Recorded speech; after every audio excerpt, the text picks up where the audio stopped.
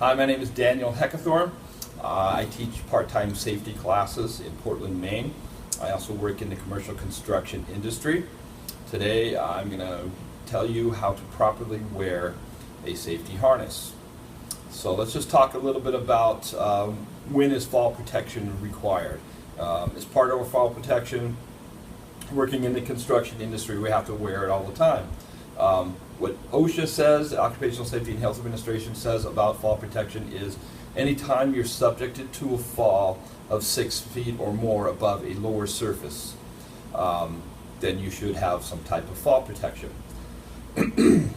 There are other instances, if you're near a leading edge where you could fall over the edge more than 6 feet down, you probably want to have fall protection as well.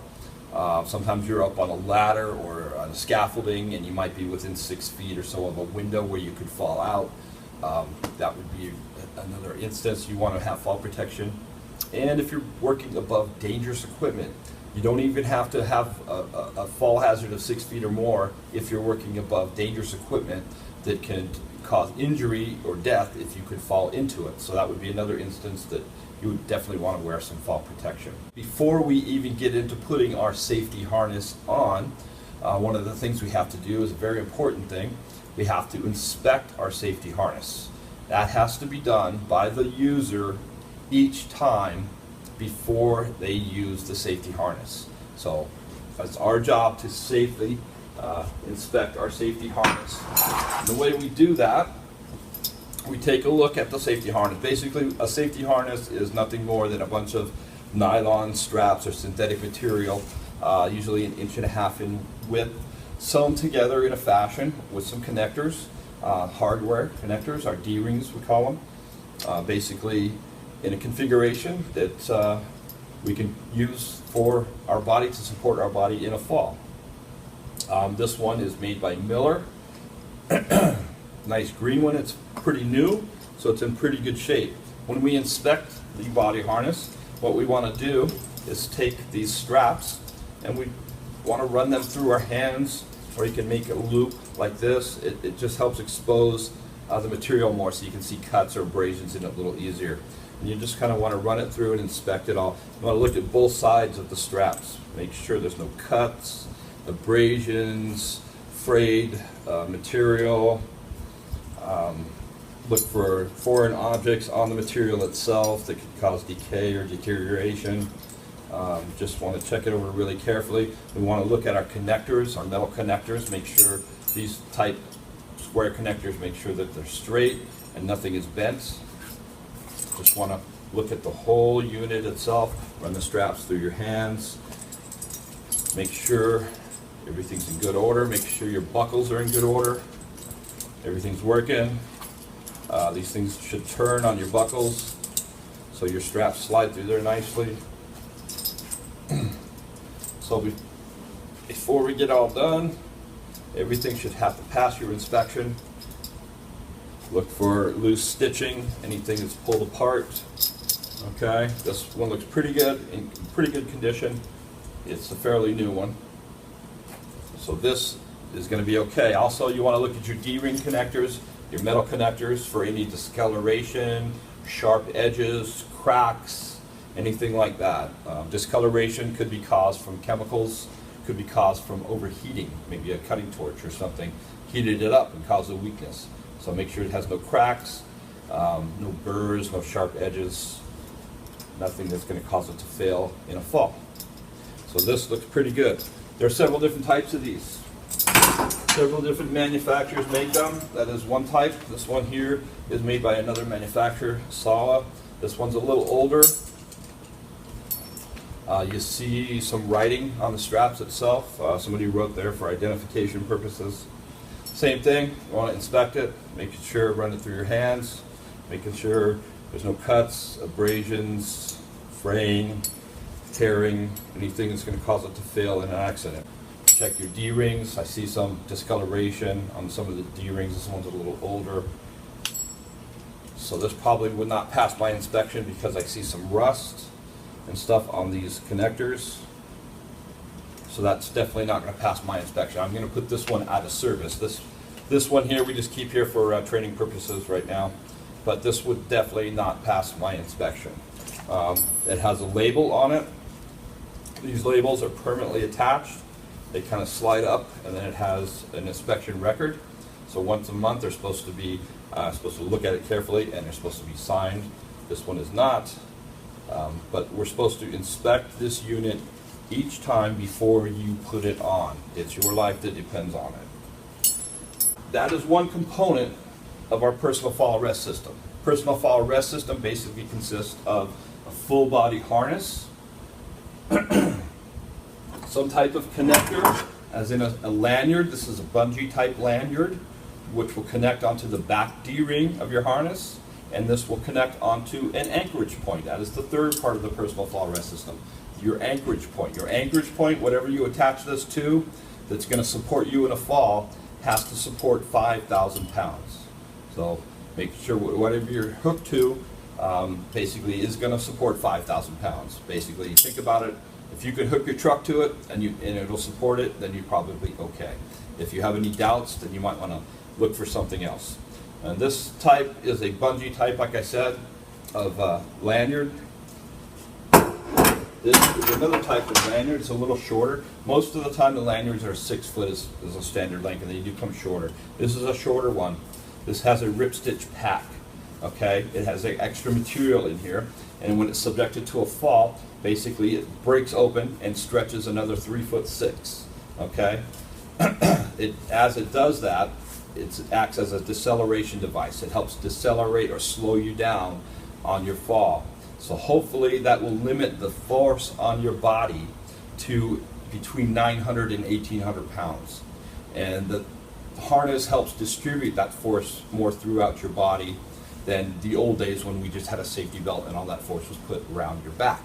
So nowadays they've made a lot of advances in technologies. So you want a lanyard, hopefully with the ripstitch pack on it. We have a couple other types of connectors as well.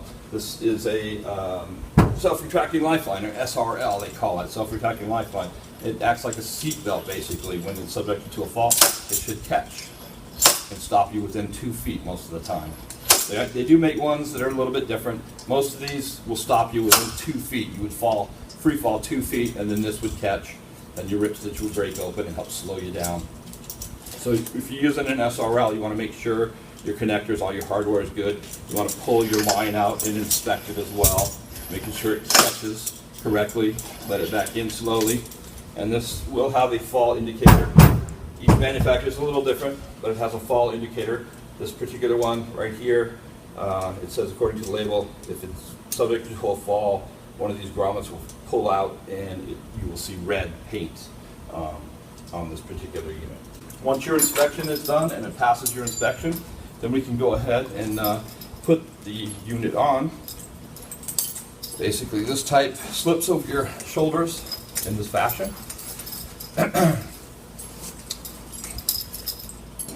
What I like to do is pick the unit up by the back D-ring and kind of shake it, make sure it gets all the tangles out, make sure that the straps aren't wound up together. They do get wound up. A lot of times on the construction site, everybody throws these in the gang box with all the other tools on top, like the skill saws and different things, so that can subject them to heavy wear or get cuts from other tools landing on them. So it's a good idea to not store these in your gang box. The best way to store your safety harness is hang them up somewhere by the back D-ring. If you have a trailer, job trailer or something, hang them all up. Make a pegboard. Or you can hang them up just like this. That gives them the chance to dry out if they've gotten a little damp from the wet or anything. And it's just going to be safer for you because you don't have to worry about what kind of tools were thrown on top of it if it was landed in the gang box. So then slip it on. Not the most comfortable things, but it's made to save your life, not be comfortable. So you get used to wearing them after a while. What I like to do is start with the leg straps. This type has the nice grommets. For the buckles, throw on the leg straps real quick.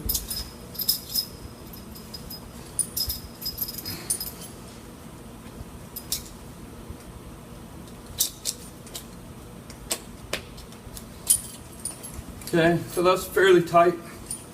Before I get done, I like to adjust my leg straps to make sure that they're tight.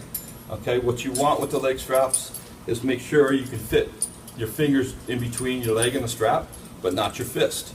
If you can fit your fist in there, like this one's a little loose, I can get my fist in there right now. Okay, so I'm going to have to tighten it up. But you should be able to fit your fingers flat in there, but not your fist. Okay?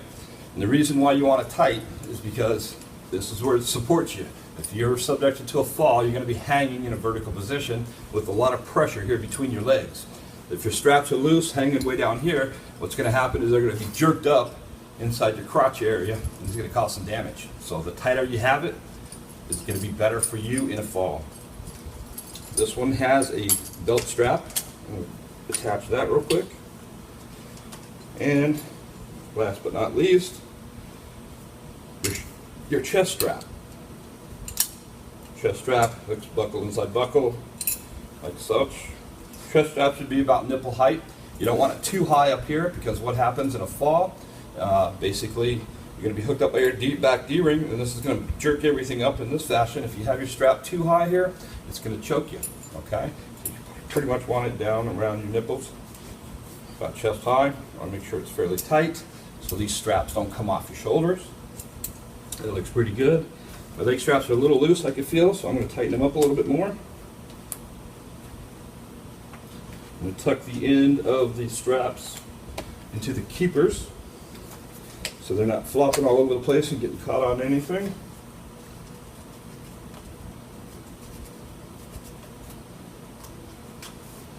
Okay, so that looks pretty good. Feels pretty good. Nice and snug. My straps feel snug. I'll tighten my chest strap up just a hair. So I'm tight up here. I got these nice shoulder pads. Okay, I still can move if I have to, but I'm not going to fall out of my harness if I'm subject to a fall. Also, my D-ring wants to be up here between my shoulder blades. I have to be able to hook my lanyard onto it so I can be able to reach it. Hook my lanyard to that. My other end of the lanyard hooks to my attachment point, and then I'm set. My attachment point, once again, has to hold 5,000 pounds in case I fall. Should be pretty good. This particular model is pretty comfortable. It's not bad at all. So today we've learned about when is fall protection required when we're working at a height when we're going to be subjected to a fall hazard of 6 feet or more above a lower surface, then we should be protected with fall protection. Okay?